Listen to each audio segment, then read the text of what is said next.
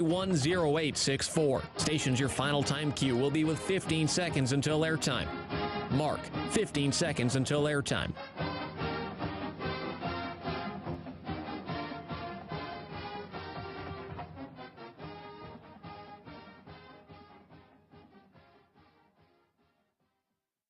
Oregon is going to the Final Four. The following is a Learfield presentation of the Oregon Sports Network. And Oregon is going to play in the national championship game. This is Duck Insider. We need to get community. We need this thing to be bigger than just our little circle of players and coaches. Are you kidding me? Touchdown, Oregon. With 2 seconds on the clock. He hits it! That's the bigger picture in this thing, allowing the community to celebrate the hard work, blue-collar mentality this group brings to the table. And the Ducks have won it! The Ducks have won! We get to struggle together, and we get to have joy together. The Ducks are Pac-12 champions! I am so proud right now to be the head coach at Oregon. Catch made!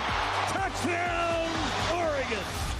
This is Duck Insider on the Oregon Sports Network from Learfield, presented by OnPoint Community Credit Union. Better banking, local solutions. Now let's go live to the Country Financial Studio to talk Oregon Ducks athletics.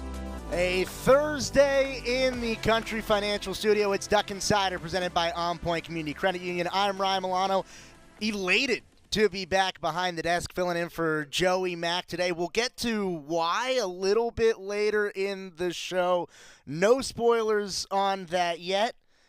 But it's a big time at the University of Oregon because it feels like the athletic season is here. It feels like all the buildup, what we've been waiting for, is coming to a head this weekend. There's a lot of things going on at the university for the athletic department, for the athletes, the coaches, and for the fans as well to finally be able to get involved, something that I know that I've been itching to do a little bit over this summer period. The fans, you guys are welcome. Welcome to come to the university, especially tomorrow at Pape Field, where things really get kicked off for the athletic year from a fan perspective, where it's the first event. Oregon soccer hosting the exhibition against Idaho tomorrow, and it's a new-look squad for Graham Abel with a lot of pieces that I'm actually really excited to see at noon tomorrow at Pape Field. The first match for Oregon soccer against Idaho. An exhibition doesn't count on the record, but a chance to see what the goalkeeper situation is going to look like, what these returners are going to look like. A lot of new pieces for Graham Abel's squad that I'm really excited about and I think is going to come to fruition at Pape Field coming up tomorrow. It is free to the public.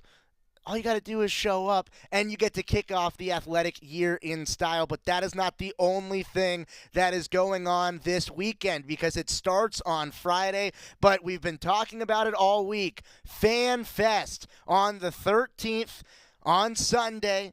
It's in the Mashofsky Center. Student athletes from Oregon, football, soccer, volleyball, women's basketball, men's basketball. They will be in attendance.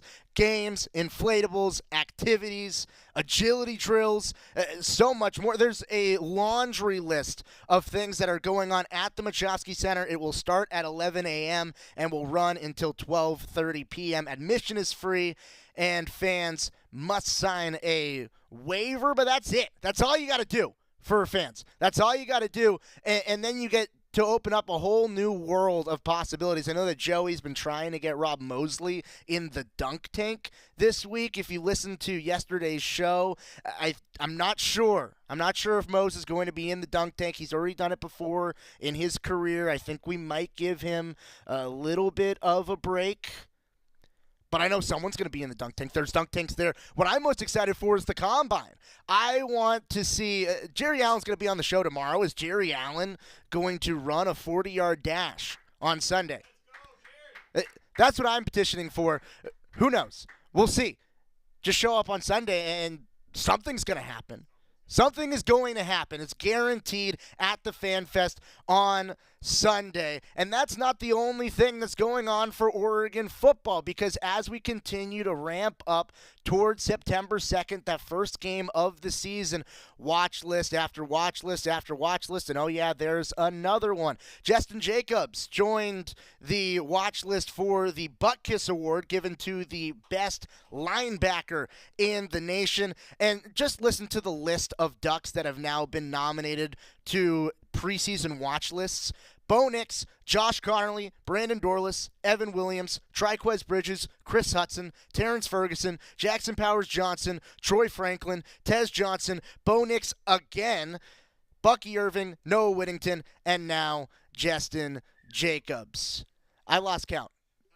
It could be the whole team at this point. I don't know, and I'm sure it's not done. There's a few more watch lists still left to announce, and I would be surprised if we don't see a few more Ducks on those watch lists. Yesterday, Oregon football off today, but yesterday they spoke with the media, and it was the special teams coordinator Joe Lorig who got first cracks at the media. So let's hear what Coach had to say yesterday after practice. Do you need to see from your punters, from Luke in particular, to feel comfortable for 20-some-odd days from now?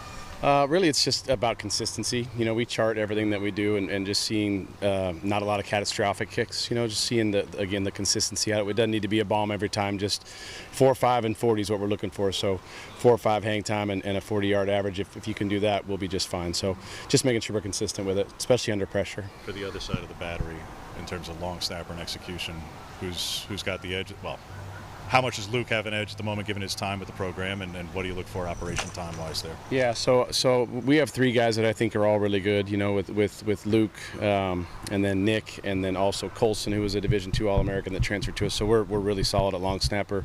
8 of 29 on field goals, and this guy was 24 of 29. We're going with the 28 of 29, right? Just trying to eliminate risk. How is the competition going between the punters?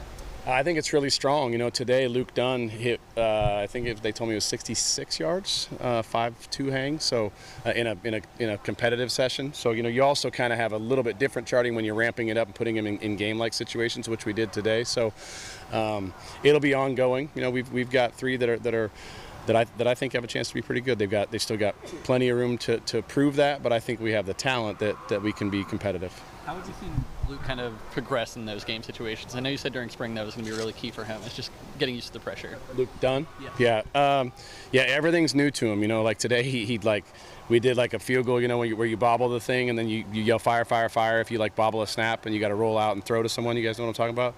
Well, he's so new, like he forgot to yell fire. He just like grabbed the ball and started running around. We're like, you got to yell fire, and he forgets that everyone's looking that way. It's all just new to him, you know. So he's done really good. He's a really high-level player. It's just going to be how fast he can pick things up. And then, you know, the unknown at this position that you can never really find out, that it's hard for people to understand that haven't done it, is going into Autzen Stadium in front of millions of people on TV and the loud stadium and all that stuff, and performing in that environment. It's the hardest thing for a special teams guy to try to put pressure on those guys, but until you're in that situation, you know, it's really difficult to evaluate, to be honest with you. Again, you put them in as much as you can, but there's nothing like doing it really on game day. So it'll be how well that translates to game day for everybody. Entirely possible then for somebody to win the punting job, but the holder to be someone else because of experience? Yeah, certainly could. You know, you get into travel numbers when you get into that, of how many guys you're going to travel. Head coaches never like to just travel a guy to be a holder. They'd rather take another receiver or another running back, or, you know, which I understand. So you really want it to be one of the top 2 punters. And usually punters are super motivated to be good holders, because in the NFL you have to. They won't even take you if you don't hold. So yeah, it's best if it's one of the top 2 that travels, because you typically travel 2 snappers, 2 punters, and 2 kickers. Switching to defense, what have you seen from Cole Martin from spring to now? Really stood out. Yeah, just super competitive. You know, his competitiveness. He's like every drill. He's 100 miles an hour. You know, he's young. He's hungry.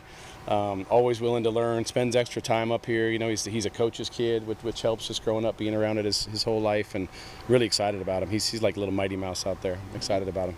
Have you seen enough from him so far to think that he's actually be able to contribute to this defense as a freshman? Yeah, that's not for me to say quite yet. We haven't had those conversations as a staff, but with the rule change where you can play into 4 games, you really don't have to make those decisions till later. You used to have to make them during. I've been doing this a long time. You used to have to make them like during camp, but now you can. It's more like halfway through the season when you have to have those conversations because guys can play early. How much are Evan and Taishim in your room, or are they working? Yeah, it's primarily going between safeties and corners just because there's so much. Coach Lanning believes in double teaching different positions, so we'll spend more time in those rooms. But certainly there's specific skill sets and different things that go with that position as well.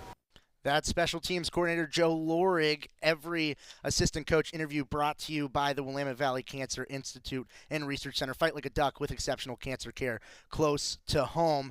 And from one coordinator to another, CBS yesterday released an article of the 23 storylines coming into the football season. And if you look at the middle of the screen, if you're watching with us live in the 1 o'clock hour, part of the 18th most important storyline is that this is going to be the 5th coordinator for Bo Nix in his career, and it's going to be Oregon's Joey McMurray, who is the 5th coordinator for quarterback Bo Nix in his career. Joey is supposed to be on the show with Jerry Allen tomorrow on Duck Insider. If Joey does not show up in studio tomorrow, I guess where he's going to be. He didn't tell me that he got a new job.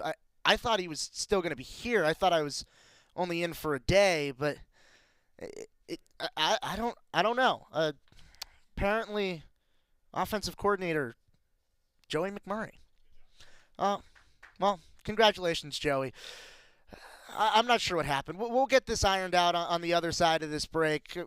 We're going to be back soon on Duck Insider on the Oregon Sports Network from Learfield. Don't miss out on summer at Toyota's National Sales Event. It's the perfect time to squeeze out the last of summer with an exciting new Tacoma, Highlander, Camry, and more. Toyota, let's go places. See your participating Toyota dealer for details. Dealer inventory may vary. Event ends September 5th. As a local community credit union founded by teachers, OnPoint is committed to supporting the students and faculty at the University of Oregon. And on game day, we're right there with you, on the field, in the bleachers, and in the classrooms. Drop by our local branch today and discover the many ways OnPoint can help support your financial well-being. OnPoint Community Credit Union. People are the point. Federally insured by NCUA. Equal housing opportunity. Don't miss out on summer at Toyota's National Sales Event. It's the perfect time to squeeze out the last of summer with an exciting new Tacoma, Highlander, Camry, and more. Toyota, let's go places. See your participating Toyota dealer for details. Dealer inventory may vary. Event ends September 5th. More Duck Insider coming up on the Oregon Sports Network from Learfield. When might you be buzzed? When you suddenly love everything. You guys, I love this song. I love these nachos. I love our kickball league. Ugh! I love this guy. What's your name? You know what I'd love? A ride when it's time to head out. If you see a buzzed warning sign, call for a ride when it's time to go home. Buzz driving is drunk driving. A message from NHTSA and the Ad Council. I love your car. Is this real leather? When you're high, you feel different. You think different, you talk different, you draw different, you listen to music different, but you probably knew that. Problem is, you also drive different, and not in a good way. That's why driving high is illegal everywhere. So if you're high, just don't drive. Make a plan to get a sober ride. Because if you feel different, you drive different. Brought to you by NHTSA and the Ad Council.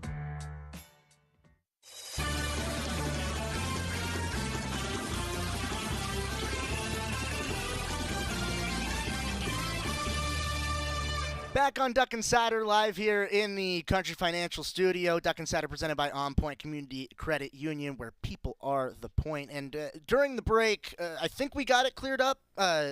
No news to report. Joey is not the offensive coordinator for the Oregon Ducks. That is Will Stein.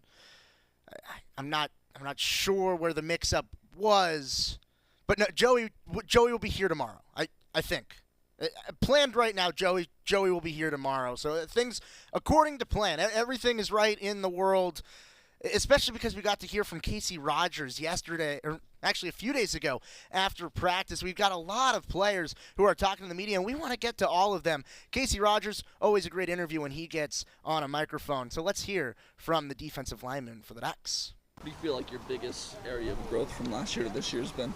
Yeah, I just think, for me personally, it's kind of been my size, my weight, and my strength. This offseason I was actually able to get a full spring ball and get a winter workout in, where last year with transferring and that whole process, I missed spring ball and only had 5 weeks to really prepare for the season. So just being able to get a full offseason of strength and conditioning, that was kind of the biggest change for me. That and just football IQ and stuff like that, pass rush, and that's something I targeted this offseason, something I want to get a lot better at. So worked really hard at it, and kind of see it coming out now. So. Detail that a little bit, Casey, in terms of like what that, again, like fans who don't necessarily pick up on everything when you're talking about football IQ. So it's about like where your back is to the weak side, strong side, or to the that kind of. Yeah, I mean football 101, right? So like just broadening my knowledge about the game itself, not necessarily just about D-line, but about secondary work, and maybe even learning about the offense, how they operate. Talking to some O-linemen, what they're identifying. Just the more you know, right? So. When you know more, the game slows down, so you can make reactions faster, and that's what Coach Teote says all the time. The game's all about recognition and reaction, so that just kind of helps you with that aspect of the game. You called it the most physical spring that you've been a part of in your career. I mean, I know you're in shells right now, but how is the fall compared to that in terms of the physicality so far? Yeah, it's carried right over, to be honest with you. It's been awesome. These new guys on the O-line came in, and they're just as physical. So it's been really fun.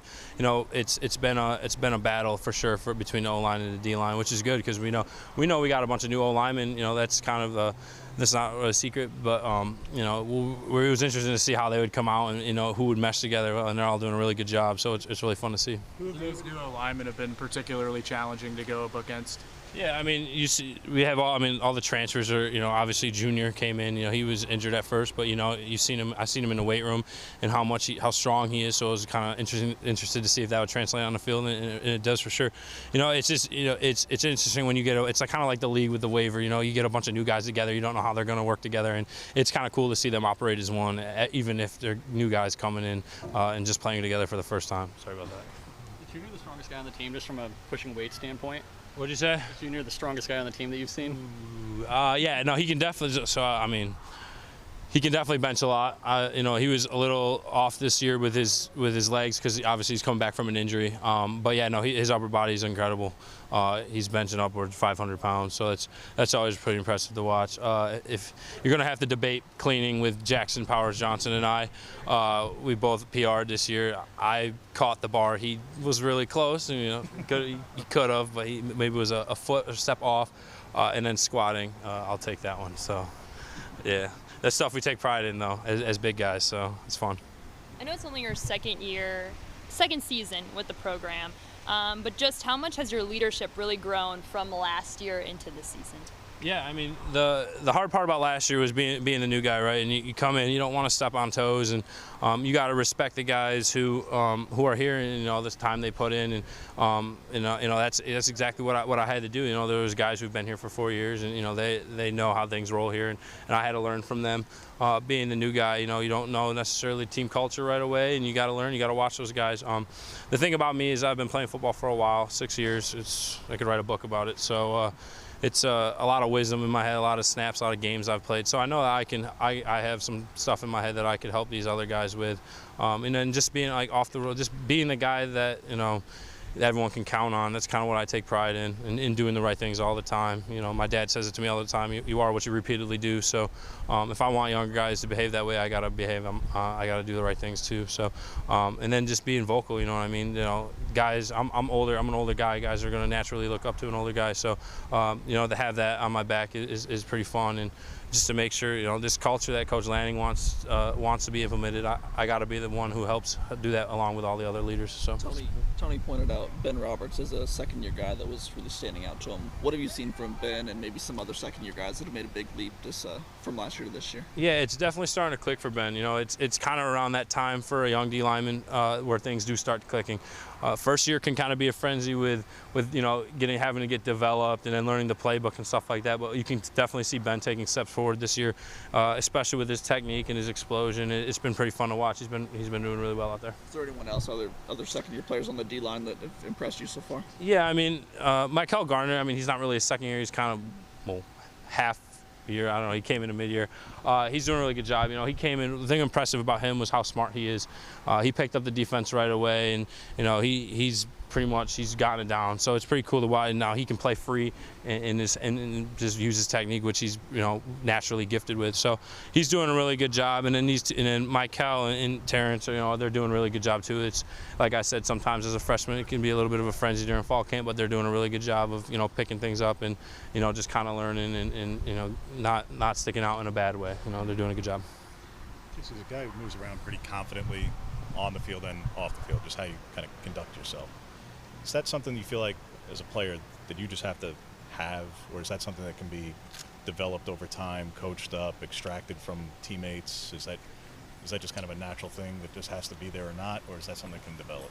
I don't try to do it. I think it's just kind of a natural thing. I appreciate that. That's kind of a big compliment. But yeah, I mean, it's just people are always watching you, right? So I mean, if I'm walking around with bad posture, bad negativity, if I'm one of the guys in the locker room who's complaining about things, it's going to be contagious, right? So if I can get the mood of the team positive by walking around confident, then why not? That's just kind of how I do things, but it's kind of just natural for me. Do you think Jordan knows how good he is and how good he can be? Yeah, I think Jordan definitely knows. I think right now it's just he's new to the scheme, new to the area, so he's just kind of getting used to things in that aspect of football. And I think when it clicks for him, which he's been playing a lot of football, don't get me wrong, but when it fully clicks for him, he's going to play free and he's going to be unstoppable. He's really fun to watch. You played in the Big Ten. What can you tell fans, Oregon fans, about some of the atmospheres out there in the Midwest and the stadiums? Everything? Yeah, I mean, unfortunately, I won't be here for that. I'm pretty. I was excited but bummed at the same time. No, the Big Ten is obviously it's the cathedrals of college football are in the Big Ten, right? You got a lot of the historic, traditional football teams and stadiums that will be really cool for Oregon to play in, and just as a fan aspect, a lot of times the Big Tens, the stadiums are 100,000 to 90,000, 85,000 people. So it's always fun to go into a big stadium like that.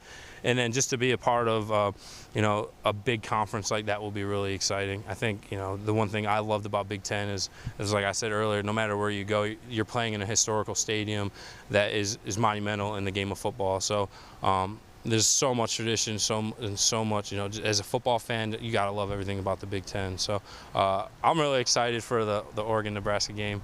I don't know I'll be wearing green and maybe red, who knows, but that will be fun to watch. I don't know if I'll go to the game. I'll probably have to hide, but it'll be fun. How about the scheme? Last question. How about the scheme going into the Big Ten? How do you think Oregon will fit in terms of just the play style that you've kind of noticed their past 2 seasons under Dan? Yeah, no, obviously when you look at the Big Ten, you think about running the football, and there's a lot bigger guys. I mean, that might be one thing, but, it'll be interesting to see. I'm really interested to see how all these other teams will, go about it. That's for the coaches to figure out, and I think I have full trust that they'll figure out. Knows so much football that he could write a book about it. That's Casey Rogers, the defensive lineman for the Oregon Ducks. And you could feel throughout the interview how we've heard Dan Lanning say a lot. We need a player-led team, a team where these players take the initiative themselves in the offseason to put the speed on the table, because we know this Oregon team is fast, but how will it click in their minds so they can be fast on the football field? And I thought that Casey Rogers throughout that entire interview showcased how he was putting in work in the offseason to get to that level where him, as an experienced player, can continue to put the mind on the football field to be as fast as the body. And 2 other Ducks who are now in the pro ranks who could probably also write a book on football, who probably also can synthesize things the same way that Casey Rogers just detailed. Penei Sewell and Kayvon Thibodeau, they went at it in Lions-Giants scrimmage the other day, and I think I've watched this clip about 300 times since it came out yesterday. how privileged are we to get to see Thibodeau as well as Sewell go one-on-one for 3 years here at the University of Oregon, and now they're doing it in the National Football League. Two of the best at their position got to face off a little bit of preseason football on the NFL side of things with two pro Ducks as well. Don't go anywhere. There are still a lot more football players and coaches to hear from when we come back on the other side. It's Duck Insider on the Oregon Sports Network from Learfield. As a local community credit union founded by teachers, OnPoint is committed to supporting the students and faculty at the University of Oregon. And on game day, we're right there with you, on the field, in the bleachers, and in the classrooms. Drop by our local branch today and discover the many ways OnPoint can help support your financial well-being. OnPoint Community Credit Union. People are the point. Federally insured by NCUA. Equal housing opportunity. Hey Duck fans, we're all about protecting our home turf here in Eugene. You should do the same for your home with Country Financial Insurance. Most home insurance doesn't account for inflation, but with Country Financial, yours can. If something happens to your home, make sure you can rebuild the same house in the same place. Call a local representative or 866-COUNTRY and get a solid defense for your home. Home insurance policies issued by Country Mutual Insurance Company, Country Casualty Insurance Company, or Country Preferred Insurance Company, Bloomington, Illinois. Property must meet age and condition requirements, which vary by state. Don't go anywhere. Duck Insider continues after these messages on the Oregon Sports Network from Learfield. Sometimes I just cannot believe all the storms we've gone through here. I can only hope that we'll be able to leave this house to you one day, baby. You're our legacy. Planning for these disasters will make sure we're safe, and is the best way to protect that legacy. Protect your legacy. Visit ready.gov/plan for the tools and tips you need to start your emergency preparedness plan today. Brought to you by FEMA and the Ad Council. Hi, I'm Danica Patrick. Watching my nieces grow, play, and learn is amazing, but not every child gets to be carefree. 1 in 6 kids in the U.S. are hungry. This breaks my heart, and it's something that Feeding America is working to change. Each year, the Feeding America network of food banks rescues billions of pounds of good food that would have gone to waste and gives it to families in need. To help, visit feedingamerica.org. Brought to you by Feeding America and the Ad Council.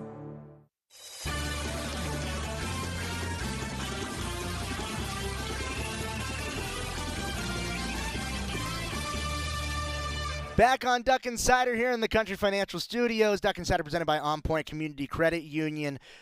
These Oregon football players have been going through it in fall camp. You hit the ground running, and we get to talk to football players every single day. And so 2 days ago, it was Kyler Casper, a wide receiver for the Oregon Ducks, who met with the media. It's going to be a stacked wide receiver room. A few really key transfers. Casper, a transfer in from last season. There's a lot of talent in that wide receiver room. So let's hear what Casper had to say. Going back a little bit, what ultimately went into your decision to enroll early and kind of get out here sooner rather than later?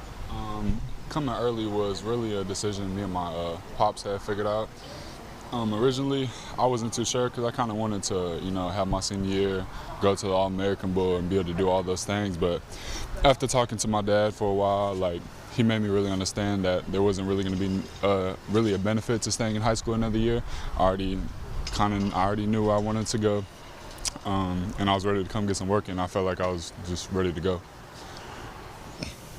How'd you feel about how last season went for you and the opportunities that you did have? It was good last season. It was a good, first year. I came in.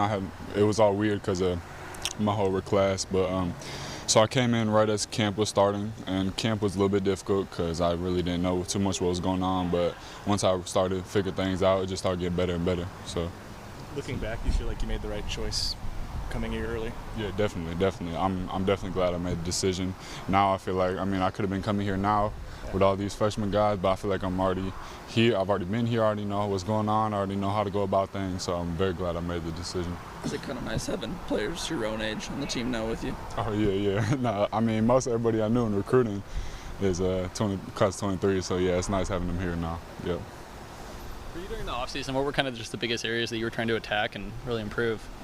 You know, I was putting a little bit of weight on, so I'm at like 206, 207 right now, maintaining that and just getting more speed. That's about it. 207 about where you want to stay?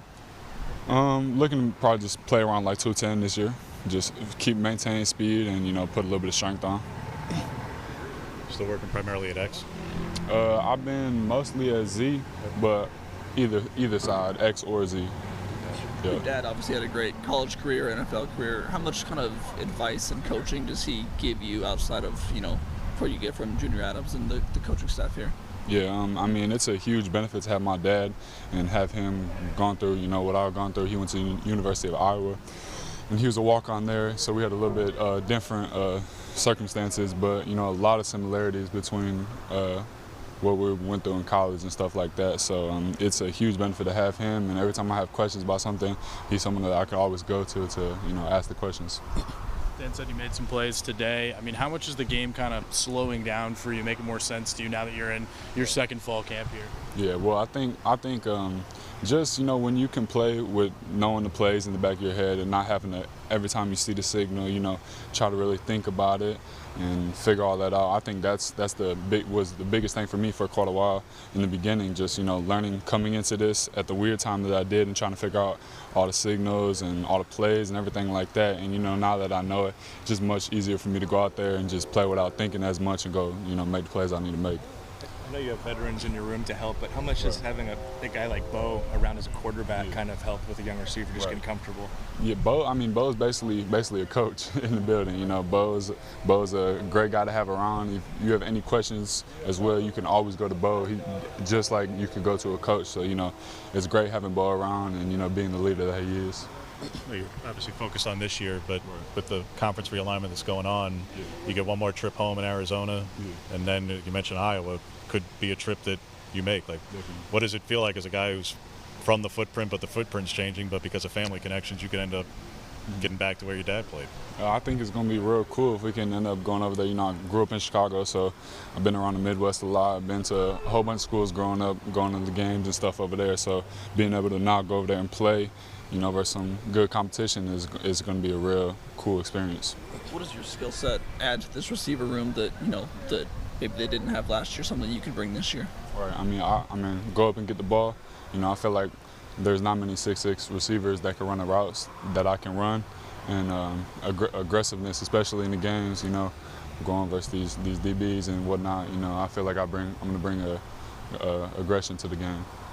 In the short time he's been here, just what has Mekhi brought to the receiving room as the track star that he is? Well, I mean, he just got here like a couple days ago, so he's still trying to figure everything out. But, you know, he is fast, so I know we'll see once he can figure out all the plays and stuff. It takes a while, but I think he'll be good. Has there been any moments where he's really shown the speed? I guess you probably don't open up and run 100 meters very often in practice, but there are moments where you go, oh, that's a little different. We're on different groups, so I haven't really seen too much. But like I said, he got here, I think, probably 3 days ago. So he's still trying to get the plays, and there's a whole lot of signals, and we're already in the camp. So, you know, he's figuring everything out, but, well, yeah. How do you think Roderick feels about the fact that he may not be the fastest guy on the team anymore? I don't know. Rod's fast, so I don't know. I think we need to line him up and see who's really the fastest. That's what needs to happen. But, yeah. Coach talks a lot about different messaging each year. So, like this year, with good to great.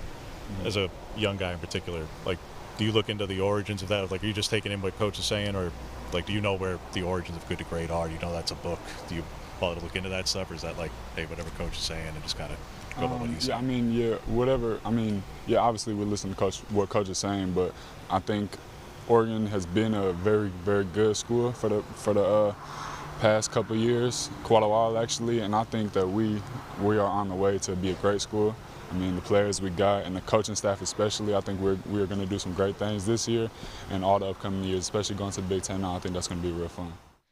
Good to great. The theme has been consistent from the coaching staff to the players in this fall camp. How does the team get from good to great in every single aspect? And I think it's great that now there are two track stars in the wide receiver room. Mekhi Williams, Roderick Pleasant. Just line them up. FanFest. Line them up. FanFest on Sunday. Be there, and I I don't think that we'll get them to line up. But I really hope we do. That'd be a lot of fun if we could see what those two have to offer in a 40, potentially. We'll see. We'll see. But we also need to hear from Jeffrey Bossa because he talked to the media as well just a few days ago after Tuesday practice, and the linebacker had some things to say. So let's hear from Bossa. Dan was talking about how the middle linebacker that everyone's used to in college football is kind of going away a little bit, and we're seeing more versatile athletes like yourself. Do you think that's kind of a trend we're seeing with more safeties maybe bulking up a little bit and starting to move forward in the defense? Oh, yeah, for sure. I think so. I mean, you obviously still need guys that can cover and run with receivers like Tez and, you know, other fast Pac-12 receivers as well. So, I mean, yeah, just more physical safeties as well. I think that's what Coach Landon and Taj want more, you know, safeties that can come downhill and play the run. With the conference realignment, what does it feel like for you, where you get one more trip home and then that could change quite a bit in terms of the footprint if you come back next year and where you guys could be playing and kinds of teams you could be playing? Just your thoughts on that as a player. If, like, yeah, you still got a trip back to Utah in here this season and this season ahead, but very different schedule potentially in the future. Yeah, no doubt. I think it's going to be really exciting for Oregon as a whole, you know, just to expand the brand more to the East Coast and, you know, for other teams to see Oregon and what they can do on the field and what we can also do off the field as well as an academic school as well. And so, obviously, you know, it's going to be long flights. Just, you know, it's going to be a whole lot of, you know, figuring out what we're going to do on flights, how we're, you know, people's families, a lot of people's families, you know, they stayed in the Pac-12 and or they wanted to be on the West Coast so they can come to games, but now it's going to be difficult for, you know, families and friends to, you know, go all the way out to the East Coast, but it should be fun though. How much were you guys talking about realignment in the weeks leading up to it, and I guess obviously afterwards? What were the conversations when you guys learned Big Ten was the future? I mean, honestly, there wasn't really no conversations really because, like, we didn't know. Like, obviously you see things on Twitter and Instagram like, oh, there's a meeting today, this, that. But, I mean, we wasn't really focused on it because we're still in the Pac-12 this season. Sorry. But we're still in the Pac-12, so, you know what I mean? Just little things like that. I mean, a lot of the guys weren't really worried about it, so, yeah. You mentioned physicality by the safeties. What other kind of overarching things are Tosh and Dan emphasizing to this unit right now in fall camp to help this group reach another level in year 2 under them? I think just plastering on those quick receivers that we're going to see from week to week, and then also playing quarterbacks that are going to scramble as well. So, you know, just plastering on receivers and then being able to keep a roof on the back of the house back there. How do you think the physicality is compared to where it was maybe at last year? I know that's something that Dan's really emphasized. Way through the roof. I think we're going to be a more physical team this year. I mean, Coach Lanning from day one of fall camp has said that, you know, we're gonna knock heads. We got to bang more. So, I mean, I honestly think and believe in everything so that we're going to be 100% more physical. I'm sure there's multiple guys, but is there anybody in particular that kind of sets the tone for that, do you think, on the defensive side? I mean, there's a lot of guys. Evan Williams, in particular, he likes to come down and play the run as well. And I think myself as well. Since I bulked up in the offseason, you know, I'm more physical as well. So I think a lot of the guys are up front too. So. What have you seen from Devin Jackson in particular, from last year to this year, and then from spring to this fall as well? He's having a tremendous camp right now. He's gonna help the team play some good football this year, and I think he's on the right path. You know, he's escalating and he's having a tremendous camp right now. You know, he's stepping up as a young leader on the defense and also in that inside backer room. Are there things in particular with his game on the field that you've seen really improve tremendously over the past year? Yeah, he came in his freshman year a little light for a linebacker, and he bulked up in the offseason. You know, him using his speed, with him being the, I would say, second fastest linebacker in the room, but yeah, no, 100%. I think him using his speed and then also putting on that weight has been a great combination for him. I mean, he's playing the run excellent. You know, he's dropping back in passes, getting picks and stuff, excellent. So he's still mainly an inside guy with you guys. Oh, Devin? Yeah, 100%. Yeah. Second fastest. Are you saying you're the fastest? Is that, we know that for sure now? Yeah, for sure. I for sure have to say, you know, Dev, we can always line it up if he does watch this, but we can always line it up, Dev. So. Who do you think is the fastest guy on the team, regardless of position? Fastest guy on the team.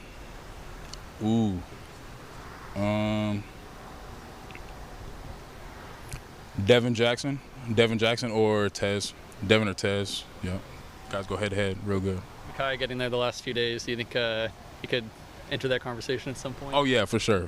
Yeah, he's fresh. He's still new. He's got a lot to learn, but I think Makai gonna be up there for sure. Jeff, we want to see that, like, ahead of this first scrimmage or even during this first scrimmage, like, is one of these leaders on the defense, a productive guy, I think, leading returning tackler. Like, you'll feel good about Saturday or the rest of this week. Like, you'll come in on Sunday looking at Saturday scrimmage tape if you guys do what over the next couple of days.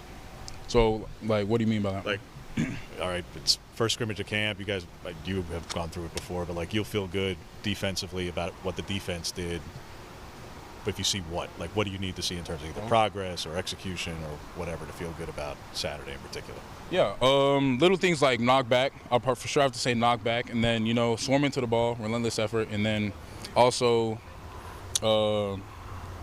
one other thing, I'll probably takeaways. Takeaways is something that we need to improve this year, and that's something I think that we've been doing in fall camp tremendously well. So, seeing that in a full on scrimmage Saturday, I think that's gonna be good. You get one yet? Takeaway? Yeah. I don't have one right now. I don't have a pick right now, but still working towards it. Who are some true freshmen on the defense that have impressed you so far? Tatum Tuioti. Tatum Tuioti is a big name that stands out. The kid works hard. He's been thrown in the fire. You know what I mean? He's been rolling with the ones, rolling with the twos. He's mixed around a little bit. He's making great plays. Kid's got some picks and stuff like that. So Tatum Tuioti for sure a name that stands out. His dad said he put on 30 pounds since he got to campus. Is that something you noticed, just how much bigger he's gotten since in the short time he's been here? Oh, yeah, for sure. Like, you walk in a defensive meeting room, like, I'll be sitting down and then Tatum walks in, in front of the screen and he's just a big kid. So, yeah, that's for sure. For sure. Jeffrey Bassa, a leader in that linebacker room, talked about a few of his other linebackers, Team Tuioti and Devin Jackson as well. And we'll hear from Jackson after we hear from our friends at Slocum after this extra 1-minute network-only break on the Oregon Sports Network from Learfield. Don't miss out on summer at Toyota's National Sales Event. It's the perfect time to squeeze out the last of summer with an exciting new Tacoma, Highlander, Camry, and more. Toyota, let's go places. See your participating Toyota dealer for details. Dealer inventory may vary. Event ends September 5th. As a local community credit union founded by teachers, OnPoint is committed to supporting the students and faculty at the University of Oregon. And on game day, we're right there with you, on the field, in the bleachers, and in the classrooms. Drop by our local branch today and discover the many ways OnPoint can help support your financial well-being. OnPoint Community Credit Union. People are the point. Federally insured by NCUA. Equal housing opportunity. Don't miss out on summer at Toyota's National Sales Event. It's the perfect time to squeeze out the last of summer with an exciting new Tacoma, Highlander, Camry, and more. Toyota, let's go places. See your participating Toyota dealer for details. Dealer inventory may vary. Event ends September 5th. Welcome to the Slocum Center Minute. Slocum Center physicians are located here in Eugene and are the orthopedic team physicians for your beloved Oregon Ducks. Dr. Lisa Pomranke, a non-surgical sports medicine physician at Slocum Center for Orthopedics and Sports Medicine, is with us today talking about sports injuries. Doctor, how common is it for athletes to overtrain? Recent data actually indicates overtraining is estimated to occur in 65% of national and international elite runners at least once in their career, but we see this often in recreational athletes as well. It occurs when athletes train too much and they do not have enough recovery time in between bouts of exercise. They tend to feel tired and start to notice that their physical performance worsens. The typical rest period for recovery from overtraining syndrome can be 3 to 6 weeks. Dr. Pomranke, what tips do you have that you'd like to share with athletes on how to avoid overtraining? The most important thing I tell my patients is that the period of recovery between exercise episodes is where your body actually makes the necessary changes to adapt to the prior exercise load.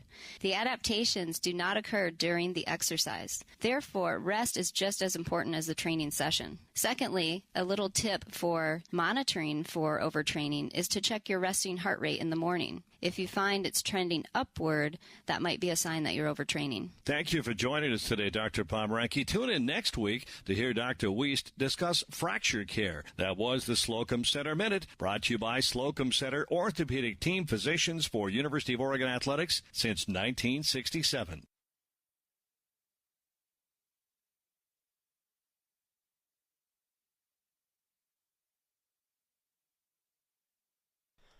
Back on Duck Insider here in the Country Financial Studio. Duck Insider presented by OnPoint Community Credit Union. We heard from Jeffrey Bassa, who says he may be the fastest linebacker in the room, but he also said that Devin Jackson might have something to say about it. Devin Jackson had a lot to say after practice this week. Let's hear from the linebacker.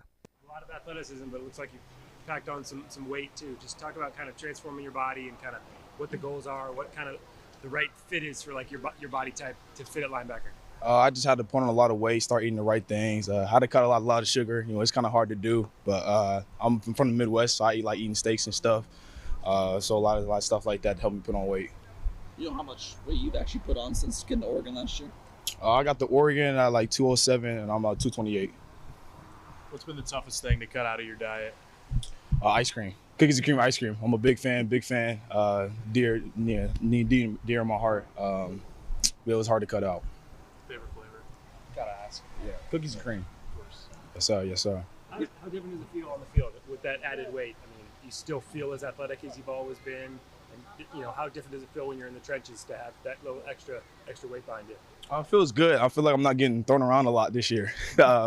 But it's all good. Like I feel like with my athleticism, I can hold the weight. Working with the strength cath and the nutrition staff, like they help me put on the right weight, not just bad weight. So I feel good when I'm out there. Do you feel like you've done that without losing any speed? Yes, sir. Yes, sir. Where do you think your game has grown the most since coming to Oregon? Just understanding football. Coming from Nebraska, like you don't really understand like true football. Especially with defense like that's what a lot of guys that's from the league, you understand like in and out of football, like what offenses are doing, like zone drops, like we actually what football's about. So several of your teammates have been singing your praises and saying you've been doing a good job this fall. How do you evaluate yourself, and how do you feel like you've done these last couple of weeks? I feel like I've been doing okay, but there's always something you can improve on. You know, highs not too high, lows not too low. There's always something you can get better at. You know, I want to do my part to help the team win championships this year. Are there a few things in particular that you're like really honed in on right now, trying to improve? In-box footwork, really just like I said, just get, football knowledge. You know what I mean? Just trying to understand more and more as I learn, as I go on. Coach Laney's coaching defenses with some really great inside linebackers. What's it like to learn from him? You know, to be in a position like that in this defense, and be a guy who could potentially sort of carry the torch in the future. It's been really interesting. He's a mastermind in the defense. Like I said, coming from like Nebraska, you don't really learn like ins and outs of like a defense like that mastermind. So it was really a culture shock. It took me forever to learn it, but now I'm in a spot where I feel comfortable. Like I know what I'm doing, and I can make plays fast. You're one of the few players that committed under the previous coaching staff, but stayed when Dan and his coaching staff got here. First, was that a difficult decision for you, and what was kind of Dan's pitch to you to get you to stay in Eugene? It was a difficult time. Around that time, when Cristobal left, but I felt like this was the home for me no matter who was coaching me. So I was going to slide. I was going to be here no matter who was coaching me. But when Dan Lanning came and I knew he had mastermind, he's going to bring the guys that he brought in, the defensive mastermind, me being inside linebacker. He's going to help me reach the goals and the goals for the team where we want to go. Working mainly at money or Mac? Really both. I got to learn both positions. I mean, both players, best players play when you know the most on the field. So. You getting any work at Jack or? Just no, money and Mac. No, I'll leave that for the big boys. Any preference for money on Mac? No, not really. I just feel like I'll do whatever I do for the team. And if that's money or Mac, where I feel like the coaches put me, so I'll do whatever. We've asked a lot of players. Just the experience that Jeff has and the leader that Jeff Bassa is, just kind of, what kind of a role model is he? He's a guy that helped me learn the defense. Like last year, I used to sit next to him in meetings. He's the guy that helped me kind of learn the defense, and I can't wait to be out there and ball out with him this year. We've asked a lot of players who the fastest players on the field on the team are this year. A lot of them mentioned you. How do you feel like that speed really sets you apart in this defense? The boys know who the fastest is. That's me. I think I'm the fastest here. But I think it really does help me when I'm on the field to make the plays that I make when I'm out there. If not you, then who is it? Fastest guy on the team? If not me, I say Roger Pleasant, the freshman, or I'll say Tez Johnson. You mentioned being from Nebraska. Obviously, last week of news and Big Ten move. Not sure when you came out here if you ever thought about playing close to home and the opportunity that that's going to present. Like, what does it mean to you that you'll be here where chances are you'll probably get a chance to play at Nebraska at some point in the rest of your career? I never thought I would, go play closer to home. When I decided to come out here, I never really thought I'd be playing close to home at all. I think the closest, when Colorado was in their conference, that's probably the closest I was going to get home to. I mean, it would be pretty cool to, see my family more often, when we travel for games to go down there. But, I mean, that's not really my focus this year. My focus this year is, focus what I can do for the team, what we can do for this year. Devin Jackson, the linebacker for the Oregon Ducks, talking speed. A lot of players have been talking speed at this meeting. Everyone thinks they're the fastest. I know that they're all faster than me. That's all I know for sure. We're going to take our final timeout, an extra minute-long break for our network affiliates. But when we come back, we'll close out Duck Insider on the Oregon Sports Network from Learfield. Don't miss out on summer at Toyota's National Sales Event. It's the perfect time to squeeze out the last of summer with an exciting new Tacoma, Highlander, Camry, and more. Toyota, let's go places. See your participating Toyota dealer for details. Dealer inventory may vary. Event ends September 5th. As a local community credit union founded by teachers, OnPoint is committed to supporting the students and faculty at the University of Oregon. And on game day, we're right there with you, on the field, in the bleachers, and in the classrooms. Drop by our local branch today and discover the many ways OnPoint can help support your financial well-being. OnPoint Community Credit Union. People are the point. Federally insured by NCUA. Equal housing opportunity. Don't miss out on summer at Toyota's National Sales Event. It's the perfect time to squeeze out the last of summer with an exciting new Tacoma, Highlander, Camry, and more. Toyota, let's go places. See your participating Toyota dealer for details. Dealer inventory may vary. Event ends September 5th.